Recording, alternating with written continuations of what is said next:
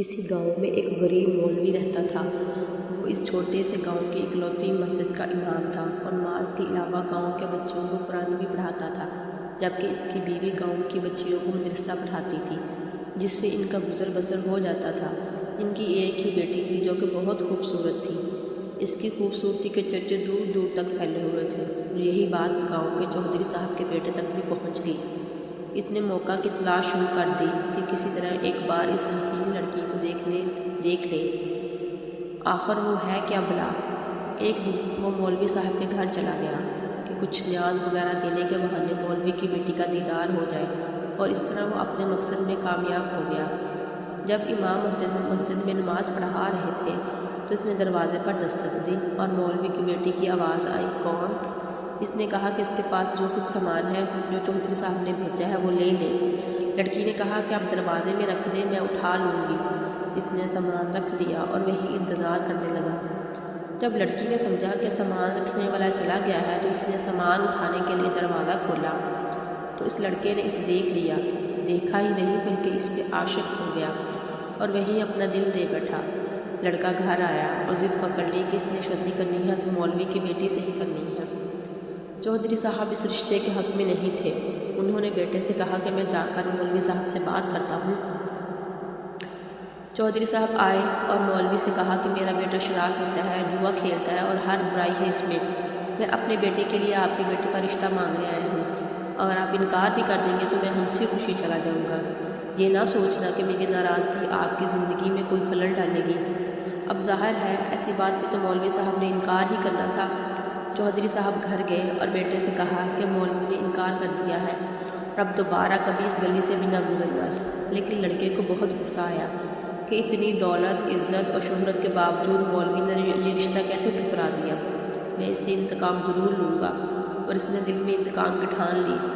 ادھر مولوی صاحب کی بیٹی بیمار ہو گئی اور اسے پیٹ میں درد شروع ہو گیا۔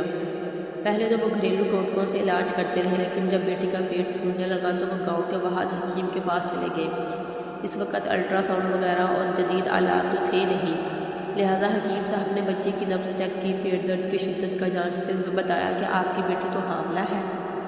مولوی کے گھر میں تو جیسے کہرام مچ گیا۔ اس خبر سے ایک قیامت آن پڑی۔ مولوی نے بیٹی کو بہت مارا پیٹا کہ کس کے ساتھ منہ کالا کروائی ہے، کس کا بچہ ہے تیرے پیٹ میں۔ ایک دو بار اسے قتل بھی کرنا چاہا، لیکن ماں بیچ میں آ گئی۔ اسے یقین تھا کہ اس کی بیٹی بے گناہ ہے۔ وہاں ان کی بیٹی بھی اس امتحان پر اللہ سے امید لگا کر بیٹھ گئی کہ اب کوئی معجزہ ہی اسے اس ناکردہ گناہ سے نکال سکتا ہے۔ ادھر چودھری کے بیٹے نے جب 2-3 بار مولوی کو بیٹی کے ہمراہ حکیم کے پاس جاتا دیکھا تو حکیم کے پاس پہنچ گیا۔ تھوڑی سی رقم ادا کی تو حکیم نے ساری بات اگل دی۔ چودھری کا بیٹا واپس آیا اور گاؤں کے میراثی کو کچھ رقم دے کر سارے گاؤں میں اعلان کروا دیا کہ مولوی کی بیٹی بغیر نکاح کیے حاملہ ہو گئی ہے۔ گاؤں کی عورتیں مولوی کے گھر آنے لگیں، پوچھنے لگیں کہ ایسا کیا ہو گیا کہ بیٹی کو یہ گناہ کرنا پڑا، اس کی شادی کیوں نہ کروا دی، کس کے ساتھ منہ کالا کیا ہے اس نے، غرض جتنے منہ اتنی باتیں۔ گاؤں کی پنچایت نے مولوی صاحب سے امامت واپس لے لی اور انہیں 1 ماہ کا وقت دے دیا کہ وہ اپنی رہائش کا بندوبست کسی اور گاؤں میں کر لیں۔ گاؤں والوں نے بھی اپنی بچیوں کو مولوی کی بیوی کے پاس بھیجنا چھوڑ دیا۔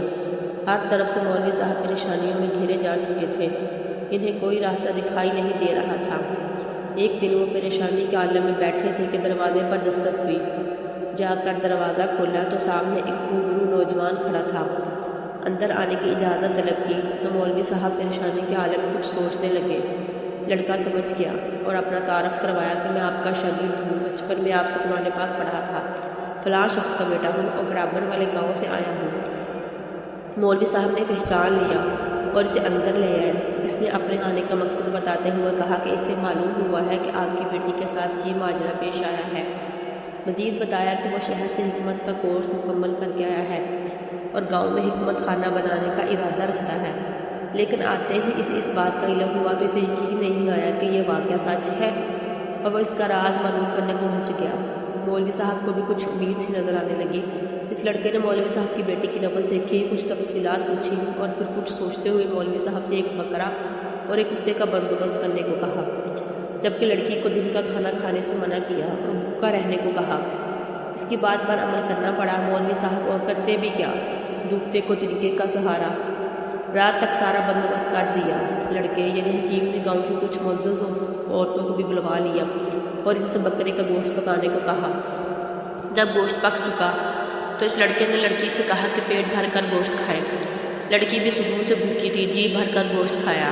جب لڑکی نے گوشت کھا لیا تو اس وقت تک محلے کے کچھ مزید لوگ بھی مولوی کے گھر کے باہر جمع ہونے شروع ہو گئے کہ یہاں کیا ماجرا چل رہا ہے، ذرا دیکھیں تو صحیح۔ اس لڑکے نے مولوی صاحب کی بیٹے کو بلوایا اور دوسرے کمرے میں لے گیا جہاں اس نے پہلے سے کتا ذبح کر کے رکھا ہوا تھا۔ اس لڑکی کو بتایا کہ جو گوشت اس نے کھایا ہے وہ اسی کتے کا گوشت تھا۔ بس پھر کیا تھا، لڑکی نے الٹیاں شروع کر دی اور جو کچھ کھایا تھا سب باہر آنے لگا۔ کچھ ہی دیر میں اس کے پیٹ سے الٹی کے ذریعے ایک مینڈک بھی باہر نکل آیا جسے سب محلے والوں نے اپنی آنکھوں سے دیکھا۔ جیسے ہی مینڈک باہر نکلا لڑکی کو کچھ سکون سا محسوس ہونے لگا تو وہ لڑکا کہنے لگا کہ اس لڑکی نے کسی ندی یا دریا کا پانی پیا تھا۔ اس وقت چھوٹا سا مینڈک کا بچہ اس کے حلق کے ذریعے پیٹ تک جا پہنچا۔ جب وہ مینڈک کا بچہ بڑا ہوا تو اسے تکلیف شروع ہو گئی اور انفیکشن کی وجہ سے پیٹ بھی پھولنا شروع ہو گیا۔ گاؤں کے سب لوگ اس لڑکے کی ذہانت اور حکمت دیکھ چکے تھے اور اس لڑکی کی پاک دامنی بھی سب پر واضح ہو گئی تھی۔ مولوی صاحب نے اس لڑکے کی اصرار اور اپنی بیٹی کا نکاح اس نوجوان سے کر دیا اور یوں ہنسی خوشی اپنی زندگی بسر کرنے لگے۔